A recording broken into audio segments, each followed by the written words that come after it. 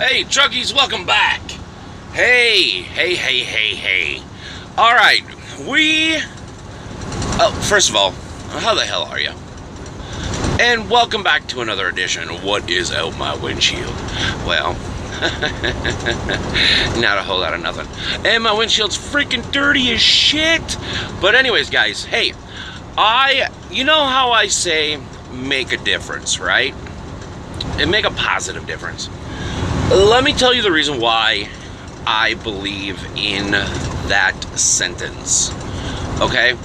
Last night, I'm driving down the highway, and, you'll see some of it if I don't shut up fast enough, but there's construction up here in La Crosse, Wisconsin. And I overheard on the radio, or CB, I should say, a bunch of drivers talking about a car or an SUV that was driving not so smart, ended up hitting the guardrail and stuff like that. So I asked him, I said, did you call somebody? Did you stop to make sure he was okay? I didn't know the guy was there, because when I went through, like moments after, there was nobody on the side of the road. So I didn't know, otherwise I would have stopped. But they were talking about how they hit the guardrail and was driving really not so smart and unsafe. And I asked him, I said, did you guys call somebody? Did you stop? Did you do something? Well, no, why would we do that? See, that's the problem. As human beings, you were designed to give a shit, okay? And it kind of pissed me off that, somebody could have been having a medical issue, and, nobody called for help. Nobody stopped to make sure they were okay. It kind of pisses me off. It's like, everybody wants to worry about everybody else, but nobody wants to worry about themselves. And, so I park at the rest area. I'm kind of going by the one on the other side of the highway right now. But, I park, and I'm just getting ready to kind of wind down, finished up some paperwork that I do every night, and was just about ready to go to bed. And I see a guy pull in an SUV, and he's walking around his vehicle with a flashlight. So, kind of put 2 and 2 and 3 and 4 together, and I'm like, hey, this is the guy that they were talking about. So I walked over, and, I asked the gentleman, I said, sir, are you okay? And he just kind of looked at me like, why are you talking to me? And I said, sir, are you okay? I know you were the one that hit the guardrail, and that's why you're here, checking your vehicle and so on and so on and so on. And he was an older gentleman, and I was kind of raised in a medical background. My mom is a nurse, my sister's a nurse. Quite a few people in my family have medical practice, in their genes. Unfortunately, I did not get that. I got a diesel in my genes. But anywho, so I was really concerned, because it's like, me being me, yeah, I'm kind of a jerk and I can be an asshole 99% of the time. And I can be a smart ass 150% of the time. But, when it comes down to, your health, my health, somebody else's health and well-being, I'm a compassionate person. I know right from wrong. And I'm a human. So, I'm talking to this gentleman, and something it didn't seem right. And I said, sir, I said, you know, are you on medication? You know, which I'm already know the question. I mean, you know, he's an older gentleman. He's, you know, basically a potbelly grandpa, basically. And so, I mean, I already knew he was on, you know, some sort of medication, at least one. And I'm like, sir, you know, are you on medication? And he's like, yeah, but I haven't taken it today. And I'm like, do you have it with you? And he's like, it's somewhere in here. So I said, do you want me to help you find it? And he's like, yeah. So, you know, me and him kind of went through his vehicle, and I mean, I searched everywhere. And I said, sir, I said, are you able to drive? He goes, I don't know what happened. He goes, but that fucking guardrail just moved. And I'm like, okay, yeah, now is the time to get medical help. And so I called 911 and, you know, talked to an officer, and, you know, an officer came out and everything like that. And I said, you know, the gentleman takes, you know, this kind of medication. I'm not going to say it over the video, but he takes a certain kind of medication. I know it's for, you know, high blood pressure and you know, blah, blah, blah, blah. And so, you know, the doctor looked at me, or the cop looked at me and went, well, how the hell do you know? And I said, well, my mom, and, you know, I was raised in a nursing home and a group home, and, you know, and stuff like that, you know. So I kind of explained, you know, I've taken first aid and stuff like that, you know, in younger years. You know, and a lot of it is just common sense. And, you know, the ambulance came, the guy got picked up and brought to the hospital. And I said, sir, I said, if you need a ride back to your car, I said, just let me know. I said, I will drop my trailer, I will come to the hospital, pick you up, and give you a ride back out here, because my trailer is going to be out here. And I asked the officer if that was okay if I dropped my trailer, and so on and so on and so on. You know, he was 100% fine with it, and everything like that. The officer, or the older gentleman, he goes, no, my sister lives in La Crosse, and that's who I'm going to go see. And I'm like, sir, but you're like 20 miles past La Crosse. And he's like, I am? I'm like, yeah. He goes, no. He goes, don't worry about it. And I looked at the EMT crew, and I said, if he needs a ride, please give him my number. And, you know, I wrote down my number and you know, everything like that. I mean, I stayed up until about 1 o'clock in the morning this morning, and I never heard anything. So I went to bed, and I made sure I had the phone next to my head, and I got up at about 7 o'clock this morning, and his vehicle was gone. So I was like, okay. But, you know, that's the prime example. That's kind of why I said, you know, you don't know if he's having, or if they were having, you know, medical issues. And he was. You know, I mean, granted, it may not have been life-threatening by not taking the medication, but it was life-threatening by not taking the medication and driving. So, you know, people, you gotta stop the me crap and start acting like a human again. Give a crap about somebody else other than yourself. Help somebody walk across the street. You know, help carry groceries out from the grocery store to the vehicle or up the stairs. You know, just do something small. You know, say hello or good morning to somebody. You know, you don't have to give blood or a kidney or, you know, something like that.